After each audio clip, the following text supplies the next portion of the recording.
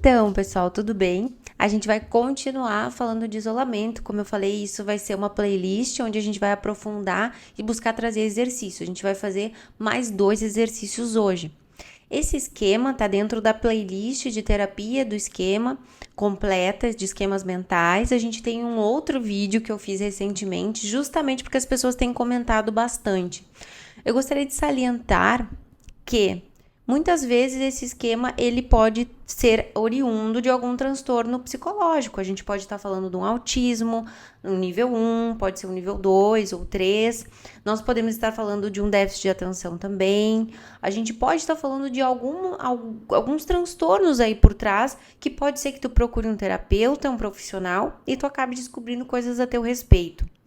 A gente está lidando com esse esquema, trazendo esse aspecto do distanciamento, da desconexão, da falta de pertencimento, de se sentir constrangido em situações sociais, uma dificuldade de lidar com situações sociais, de entender as pessoas, de entender as regras que as pessoas têm para lidar com as suas emoções, de às vezes até sentir uma desregulação, vou usar o termo, uma desregulação emocional em algumas situações que fogem do nosso controle. É aquela pessoa que se sente desconfortável numa festa, em alguns lugares que ela precisa fazer uma social muito intensa, ela evita. Pode ser que ela tenha uma vida, um histórico na vida de evitar ao máximo tudo isso e isso colaborar para a gente desenvolver poucas habilidades sociais ao longo da vida.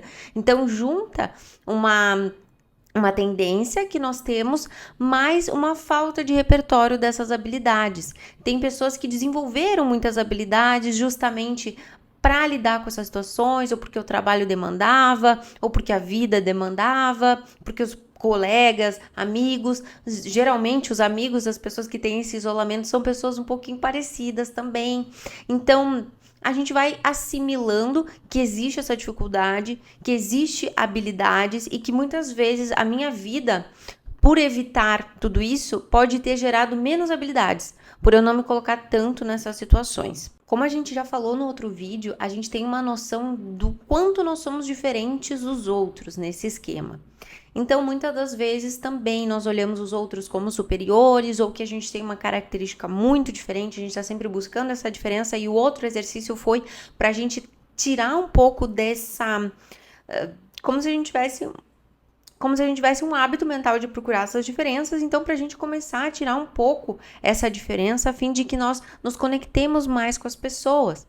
Muitas vezes a pessoa gosta de se isolar, ela tem essa tendência, mas tem situações que a gente precisa nos colocar diante de outras pessoas, que a gente tem que se desafiar, até para a gente adquirir um repertório maior de atividade, para a gente complementar as nossas habilidades sociais.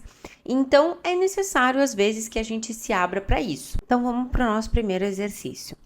A gente vai começar a pensar e perceber quanto nós focamos nas coisas que a gente não gosta dos outros, nos comportamentos que as pessoas fazem que a gente não gosta. Então, a gente vai perceber e enumerar esses comportamentos que as pessoas fazem e que a gente não gosta.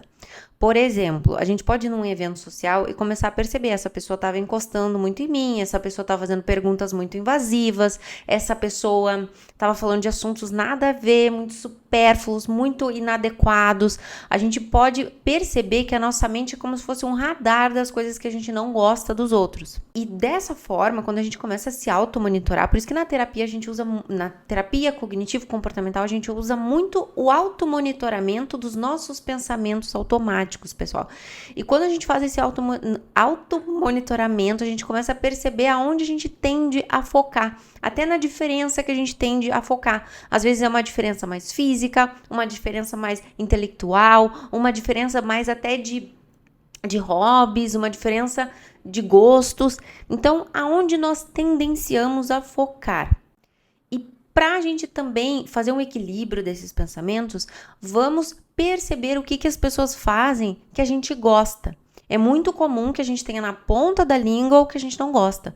Mas, obviamente, uma pessoa não faz só coisas que a gente não gosta. A não ser que seja uma pessoa muito asquerosa pra ti, seja uma pessoa muito inadequada mesmo. Mas, geralmente, num contexto social, aquela pessoa teve atitudes, às vezes te ofereceu uma bebida, te ofereceu um copo d'água, te chamou pra uma conversa, mesmo que tu não gostasse, ela teve uma iniciativa positiva, tu pode começar a ter um olhar diferente pra gente condicionar a nossa mente a pensar diferente. Nós vivemos padrões desde a infância. E eu te convido a mudar ativamente isso.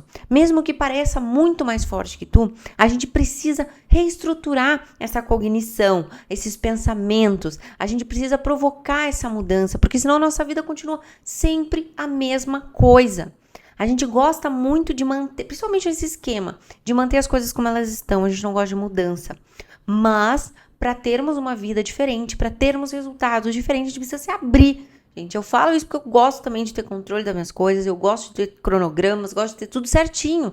Mas a vida, ela é muito imprevisível e a gente fica lutando, fica dando soco no vento, quando não nos permitimos até conhecer o nosso lado mais flexível, conhecer o nosso lado mais aberto. Às vezes a gente fica preso nessas amarras e não dá oportunidade até para nossa voz ser ouvida, ou para o nosso lado.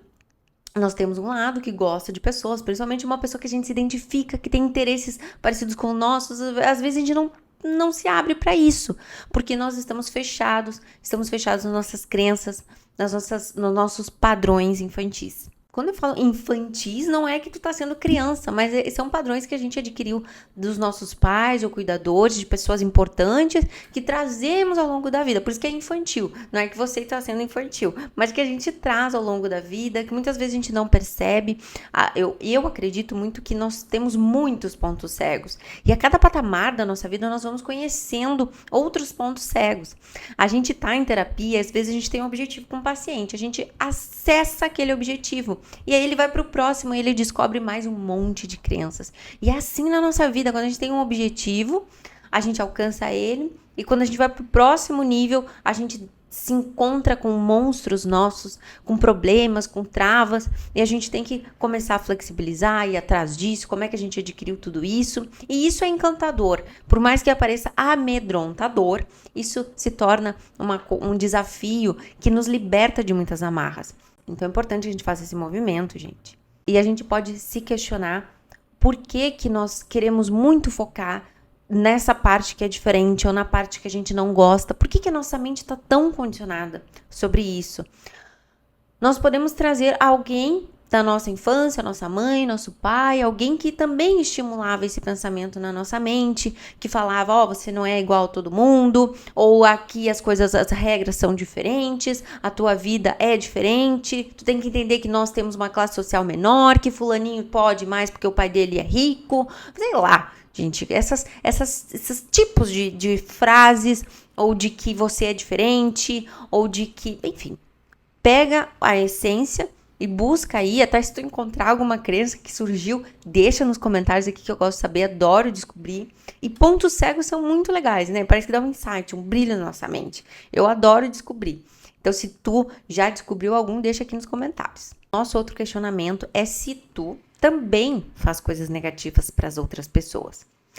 Vamos refletir, né, gente, que provavelmente nós fazemos. Em algum momento a gente foi um pouquinho não empático com alguém, a pessoa, muitas vezes, com esse esquema, a pessoa vem contar uma coisa para nós e a gente não consegue ter uma reação adequada, emotiva. Poxa, a pessoa vem contar uma coisa legal e a gente não consegue expressar muito bem, ou a gente não acolhe muito bem um sentimento, ou a pessoa foi fazer um comentário super legal e a gente não conseguiu explorar aquele assunto com a pessoa, a conversa não fluiu, a conversa ficou trancada. Então, quantas vezes a gente não tem um comportamento ruim com as pessoas também? E, poxa, a gente refletir também, ter essa autocrítica, essa autoanálise, vai fazer com que tu olhe os comportamentos negativos dos outros com um olhar mais empático. Eu já falei aqui, acho que em outros vídeos, não sei em qual, mas que depois que eu virei psicóloga, eu comecei a olhar todo mundo diferente. Porque por mais que eu veja aquela pessoa super estrela, super maravilhosa, eu imagino ela no meu consultório, porque eu já atendi pessoas que têm uma vida assim, muito maravilhosa, mas que chegam no meu consultório e tem um problema e abre aquela vulnerabilidade, aquela pessoa se torna tão humano. E as pessoas são assim. Às vezes elas se tornam distantes, um pouquinho snobs, mas são defesas que ela aprendeu. As pessoas só querem se sentir amadas, querem se sentir pertencentes, e às vezes elas aprenderam que adquiriam isso mostrando algum bem, mostrando algum valor, sendo um pouquinho melhor que as outras, porque a sociedade fez com que ela acreditasse que assim ela fosse ter valor. Então, quando nós conseguimos olhar esse ser humano com um olhar mais humano, muitas vezes a gente consegue sim tirar um pouco dos estigmas, dos nossos próprios preconceitos daquela pessoa e a gente consegue se conectar mais verdadeiramente. E vamos imaginar juntos aqui como é que seria se eu focasse muito mais nas coisas positivas das pessoas. Talvez eu me sentiria mais feliz, mais conectado, mais aberto, mais pertencente ou até mais altruísta, buscando aquela pessoa que às vezes tem todo um universo fantástico. Gente, por mais que uma pessoa seja muito diferente de ti, ela tem manias, ela tem conhecimentos, ela tem coisas específicas dela que ela viveu, que só ela tem. E eu acho incrível, porque eu sou muito apaixonada por ser psicóloga, porque independente da pessoa, ela sempre tem um universo assim fantástico dentro da vida dela. Às vezes ela nem percebe, ela chega no meu consultório, ela não tem muito autoconhecimento, ela responde muito não sei, talvez, mas tu vai ver a vida dela, vai fazer uma anamnese de toda a história dela, é fantástico. Ela tem percepções da vida, percepções do que acontece, que são extremamente dela, ou sofrimentos que fazem com que ela tenha uma percepção de mundo muito linda. Ou às vezes até meio melancólica, mas que tem algum ponto reflexivo, filosófico. Enfim, quando a gente consegue se abrir para isso, focar mais nos pontos positivos, pode chegar algum momento que tu até pare de focar no negativo, ou que tu perceba, eu tô voltando a esse meu padrão de focar no negativo da pessoa, para com isso. Isso me acontece direto, principalmente naqueles períodos de TPM, né, ou num período que, sei lá, eu tô meio mal, tô meio cansada, e aí eu vou para um evento social e me pego tendo esse comportamento, que eu sei que o resultado é distância, que eu sei que o resultado é eu presa nas minhas crenças, é eu distante, é eu desconectada, é eu infeliz. Me acontece direto e eu preciso me condicionar para que eu não caia de novo nessa armadilha. Então, eu acredito, gente, que se tu se esforçar para tirar esse vício mental, tu vai ver que a vida, ela é muito diferente. Que os pensamentos, eles podem ser muito mais bonitos em relação às pessoas. E agora, a gente vai para a nossa segunda parte, o nosso segundo exercício, que é parar com a leitura mental que a gente faz dos outros. Bom, isso dentro da terapia cognitivo-comportamental tem uma distorção cognitiva que se chama leitura mental. E dentro desse isolamento, dentro desse esquema, a gente tem esse comportamento mais, aparece muito mais, tá? Então, essa leitura mental que a gente faz, se nós formos colocar em prática, se nós formos buscar evidências, a gente não tem como saber o que a pessoa está pensando. Pessoas pensam coisas o tempo inteiro. E muitas das vezes elas estão mais envolvidas em suas crenças, em suas tarefas diárias, do que pensando o que a gente está pensando que elas estão pensando. Às vezes elas estão tão aterrorizadas com seus conflitos, com seus casos, com seus problemas, que às vezes elas não estão pensando o que a gente acha que elas estão pensando. Isso acontece muito no defectividade, vergonha, de a gente achar que estão achando coisas ruins a nosso respeito, e muitas vezes as pessoas estão só vivendo a vida delas. Então, a gente precisa parar também com esse vício mental de ler a mente do outro. Porque vamos avaliar o quanto isso é eficaz. A maioria das vezes, a gente não tem como saber o que o outro está pensando. A gente gasta uma energia estratosférica tentando saber o que o outro está pensando e pode ser que esteja errado. Então, na funcionalidade, não me traz bons benefícios fazer esse comportamento. E tu pode perceber que pensar, imaginar que o outro está pensando algo ruim, já dá uma coisa ruim na gente, um sentimento ruim, uma emoção ruim. Agora pensar que mesmo que eu me esforce, eu não sei o que o outro está pensando, poxa, já dá uma leveza. Tipo, eu nem vou perder tempo com isso. Pode ser que a pessoa pensou 1000 coisas, ela tem uma vida inteira de crenças para pensar coisas bem diferentes. Quem sou eu para saber o que ela está pensando? Eu nem quero perder tempo com isso, porque eu tenho muito mais o que fazer. Então, a gente já começa ali a botar os pingos nos is. Mas trazemos esse cacuete e a gente pode começar a avaliar como a gente faz essa leitura da mente dos outros. Eu não sou hipócrita de dizer que é impossível a gente saber, porque muitas vezes essas pessoas que a gente convive muito falam o que elas estão pensando. Então, mais ou menos, a gente sabe o que elas estão pensando. Só que eu, por exemplo, posso te falar que eu conheço muito bem meu pai. E muitas vezes ele já me surpreendeu com pensamentos bem diferentes do que eu estava pensando. Pode avaliar também essa leitura mental. Será que eu tô sempre pensando que a pessoa tá pensando coisas ruins a meu respeito? Ou que a pessoa tá pensando coisas ruins a respeito dela? Ou que a pessoa tá pensando... Sei lá. A gente pode avaliar que tipo de leitura mental que eu faço do pensamento dos outros. Porque por mais que eu esteja falando para vocês que a gente gasta uma energia federal nisso, que é interessante que a gente pare de fazer isso, inicialmente a gente pode detectar por que a gente faz isso e qual o conteúdo desses pensamentos. Esse automonitoramento inicial é importante para o nosso autoconhecimento, até para a gente buscar, talvez, aquelas pessoas que influenciaram nessa nossa forma de pensar. E depois a gente pode ativar esse desligamento ativo, de parar de pensar sobre isso para viver uma vida diferente. Podemos colocar na probabilidade, né, de pensar, será que a pessoa está sempre pensando coisas negativas a meu respeito? Será que a pessoa está sempre pensando nessas coisas? Qual é a chance que eu tenho de acertar isso também? Qual a chance de que eu não estou gastando muito tempo e energia mental pensando em algo tão abstrato que não vale a pena? Isso a gente pode refletir juntos também. O quanto gastar energia com coisas que a gente não sabe faz a gente viver um mundo de ilusão. Viver um mundo dentro da nossa cabeça que não existe. Será que isso é coerente? Eu sei que filosoficamente a gente pode filosofar sobre ideias elevadas e etc. Mas, poxa, fazer essa leitura mental dos outros, a fim de procurar esses pontos negativos, qual a consequência psicológica para mim? Talvez uma consequência bem negativa, um mau humor, um distanciamento, uma desconexão, por aí vai. Pra gente exercitar e finalizar esse exercício, vamos pensar, gente, o que será que as pessoas podem estar pensando? As pessoas podem estar pensando, meu Deus, olha o jeito que ele pensa é muito diferente do meu. O jeito que ele se move, o jeito que ele se porta, olha as coisas que essa pessoa fala, poxa, que legal. Ou que diferente, nossa, que pessoa intelectual. Ou que pessoa simples, ou que pessoa minimalista, que pessoa que faz coisas diferentes. Tem muitas pessoas, principalmente nesse esquema de isolamento, que tem manias muito particulares e que deixam as pessoas extremamente curiosas, deixam as pessoas extremamente admiradas, pensando, nossa, essa pessoa sai sozinha e vai caminhar e sei lá, vai ler um livro, vive toda uma vida ali sozinha, que instigante. A pessoa mais introspectiva, ela é muito instigante para quem é extrovertido, sabia? Porque a pessoa extrovertida, ela precisa de conexão, ela precisa de estar com pessoas, ela precisa daquele estímulo o tempo inteiro. E a pessoa introspectiva, não. Ela é feliz sozinha, na maior parte do tempo. Aí chega um momento que é demais, né? Too much. Mas ela vive toda uma vida, ela tem todo um ritual de hábitos, ela vive coisas muito intensas dentro da própria existência dela. E a pessoa extrovertida fica assim, nossa, que interessante, talvez eu não conseguiria viver isso. Então, essas pessoas podem ter pensamentos muito diferentes a nosso respeito. Já deve ter acontecido de alguém chegar e falar contigo e falar, nossa, eu pensava isso de ti. E tu fica, nossa, como assim? Né? Tem aquela pessoa que diz, pensei que tu era, como é? Que dizem normalmente, pensei que tu era nojento, sei lá, pensei que tu era isso.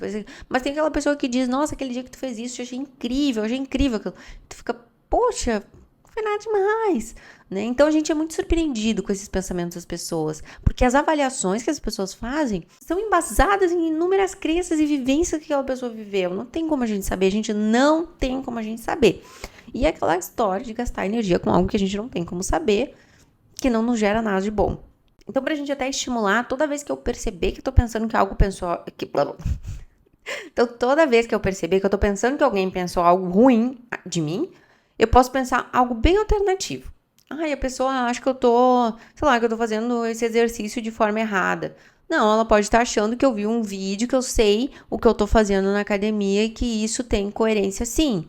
Ou ela pode achar que eu sou estranho. Não, eu tô atrasado e eu tô tendo esses movimentos aqui de pressa. Pode ser que a pessoa pense isso, pode ser que ela esteja até admirando algum comportamento teu, a gente não sabe, mas é interessante que a gente comece a reestruturar esses teus pensamentos.